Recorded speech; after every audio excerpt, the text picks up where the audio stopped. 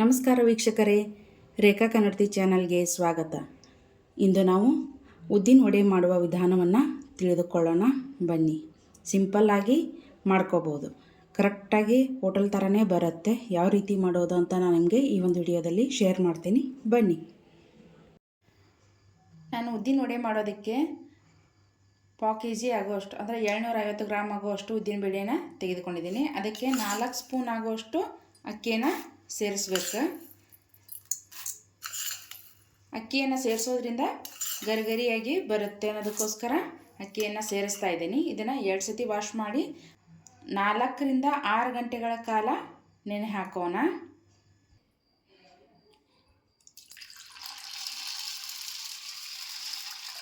ಈ ಉದ್ದಿನ ಬೇಳೆ ಮುಳುಗುವಷ್ಟು ನೀರನ್ನು ಹಾಕಿ ನೆನೆಯೋದಕ್ಕೆ ಇಟ್ಬಿಡೋಣ. ಇವಾಗ 6 ಗಂಟೆಗಳ ಕಾಲ ನೆನೆ ಹಾಕಿದ್ವಲ್ಲ, ಈ ರೀತಿಯಾಗಿ ನೆನೆದಿದ್ದಾವೆ ನೋಡಿರಿ. ಈ ಥರ ಕಟ್ ಆದರೆ, ಈ ಥರ ಹೆಚ್ಚಿಗಿದ್ರೆ ಕಟ್ ಆಗಬೇಕು, ಹೌದಾ? ಕಟ್ ಆಗ್ತಿವೆ, ಹಾಗಾಗಿ ಪೂರ್ತಿ ನೆನೆದಿದ್ದಾವೆ ಅಂತ ಅರ್ಥ.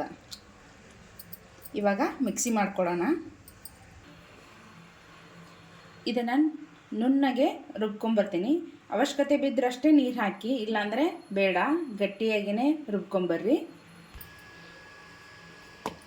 ನೋಡಿ, ಇಷ್ಟು ಸಾಫ್ಟಾಗಿ ರುಬ್ಕೊಂಬಂದಿದ್ದೇನೆ ನಾನು. ಒಂದು 4 ಕಾಳು ಮೆಣಸನ್ನು ಸೇರಿಸ್ತಾ ಇದ್ದೀನಿ. ಇವಾಗ ಸ್ವಲ್ಪ ಜೀರಿಗೆ,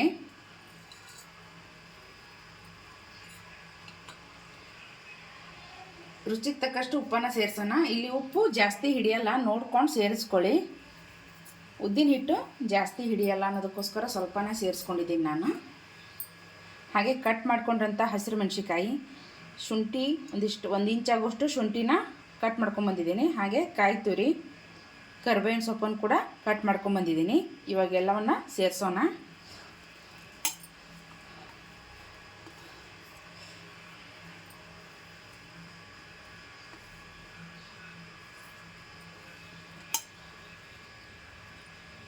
ಕಾಯಿ ತುರಿ ಸಿಕ್ತಿದ್ರೆ ಬಾಯಿಗೆ ಚೆನ್ನಾಗಿರುತ್ತೆ. ಮಧ್ಯದಲ್ಲಿ ಜಾಸ್ತಿ ಹಾಕ್ಕೊಂಡ್ರೂ ಪರವಾಗಿಲ್ಲ, ಟೇಸ್ಟ್ ಚೆನ್ನಾಗಿ ಬರುತ್ತೆ.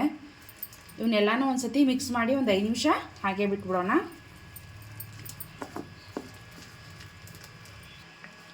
ಸರಿಯಾಗಿ ಮಿಕ್ಸ್ ಆಗಿದೆ. ಒಂದು 5 ನಿಮಿಷ ಹಾಗೆ ಬಿಟ್ಟು ಎಣ್ಣೆ ಕಾಯೋದಕ್ಕೆ ಇಟ್ಕೊಳ್ಳೋಣ.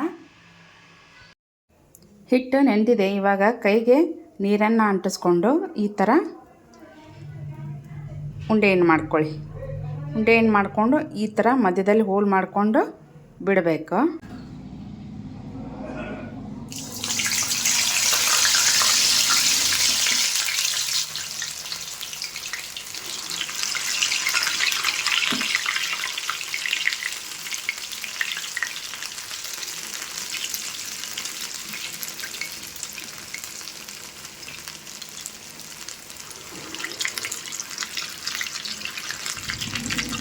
ನಿಮಗೆ ಈ ಥರ ಬಿಡೋದಕ್ಕೆ ಬರಲಿಲ್ಲ ಅಂದರೆ ಯಾವುದಾದ್ರೂ ಒಂದು ಬಟ್ಟೆ ಮೇಲಾದರೂ ತಟ್ಕೊಂಡು ಬಿಡಬಹುದು.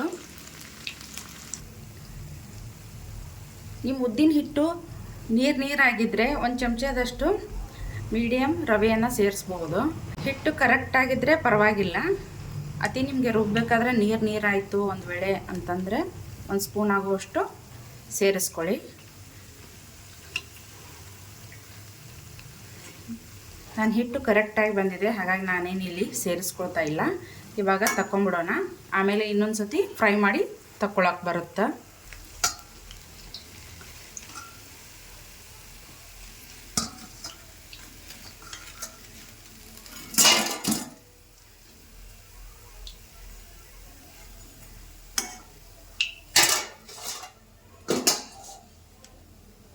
ನಾವೀಗ ಇನ್ನೊಂದು ಬ್ಯಾಚನ್ನು ಬಿಟ್ಟು ತಗೊಳ್ಳೋಣ.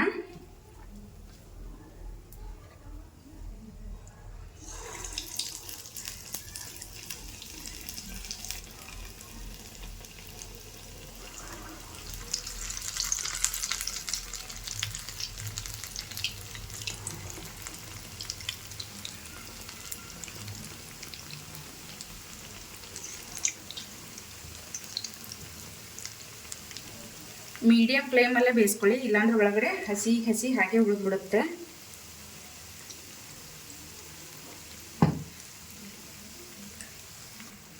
ಇವಾಗ ಆಗಲೇ ಕರೆದಿಟ್ಟುಕೊಂಡಂತಹ ವಡೆಗಳನ್ನು ಕೂಡ ಇವಾಗ ಸೇರಿಸಿ ಕರೆದು ತಕ್ಕೊಳ್ಳೋಣ.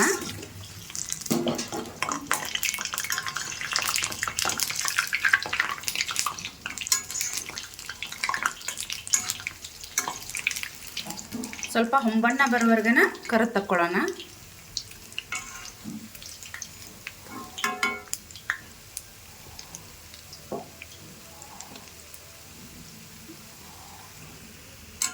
ಇಷ್ಟು ಕಲರ್ ಬಂದರೆ ಸಾಕು, ತಗೊಂಬಿಡೋಣ.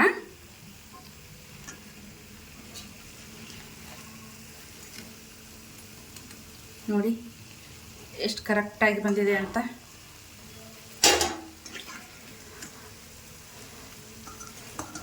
ಹಾಗೆ ಕ್ರಿಸ್ಪಿ ಕೂಡ ಬಂದಿದ್ದಾವೆ. ಹೇಳಿದಂಥ ಮೆಜರ್ಮೆಂಟಲ್ಲಿ ಮಾಡಿದರೆ ಕರೆಕ್ಟಾಗಿ ಬರ್ತವೆ.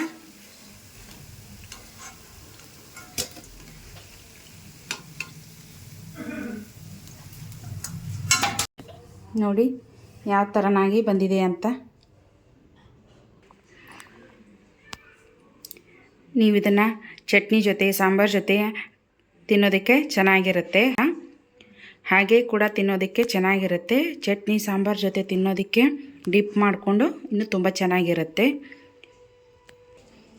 ನೋಡಿ ಯಾವ ಥರ ಕ್ರಿಸ್ಪಿಯಾಗಿ ಬಂದಿದೆ ಅಂತ. ಹೌದಾ, ಸೌಂಡ್ ಗೊತ್ತಾಗ್ತಿರ್ಬೋದು. ಒಳಗಡೆ ನೋಡಿ ಎಷ್ಟು ಪಳ್ಳಾಗಿ ಬಂದಿದೆ ಅಂತ ಉಬ್ಬಿ. ಇದನ್ನು ನೀವು ಒಂದು ಸತಿ ಮಾಡ್ಕೊಳ್ಳಿ. ನಾ ಹೇಳಿದ ವಿಧಾನದಲ್ಲಿ ಕರೆಕ್ಟಾಗಿ ಬರುತ್ತೆ. ರೇಖಾ ಕನ್ನಡತಿ ಚಾನಲ್ನೆಲ್ಲ ಸಬ್ಸ್ಕ್ರೈಬ್ ಮಾಡಿ, ಶೇರ್ ಮಾಡಿ, ಲೈಕ್ ಮಾಡಿ, ಕಮೆಂಟ್ ಮಾಡಿ. ಮರೆಯದೆ ಬೆಲ್ ಬಟನನ್ನು ಕ್ಲಿಕ್ ಮಾಡಿ. ಧನ್ಯವಾದಗಳು.